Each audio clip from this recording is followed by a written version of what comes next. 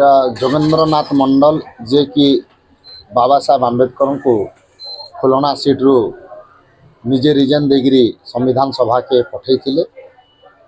ତ୍ୟାଗ ମାନବବାଦ ଯୋଗେନ୍ଦ୍ରନାଥ ମଣ୍ଡଲଙ୍କର 122ତମ ସମ୍ବଲପୁର ଜିଲ୍ଲା ସାମ୍ବାଦିକ ଭବନରେ ପାଳନ କରାଯାଇଛି।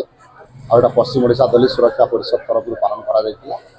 ଆଉ ଏଥିରେ ଆପଣଙ୍କର ପଦ୍ମଶ୍ରୀ ଡକ୍ଟର ଜିତେନ୍ଦ୍ର ହରିପାଲ, ଶିବଶଙ୍କର ପ୍ରଧାନ, ଅମିନ ମହାନନ୍ଦ, ଏମଡି ନବାବ ଯୋଗଦାନ କରିଥିଲେ ଅତିଥି ରୂପରେ।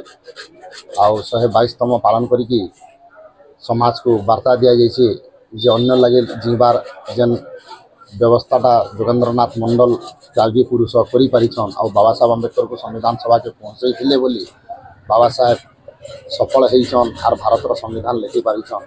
ସେଥିଲାଗି ତାଙ୍କର ଜନ୍ମଦିନ ପାଳନ କରିକିରି ନିଜକୁ ଗର୍ବ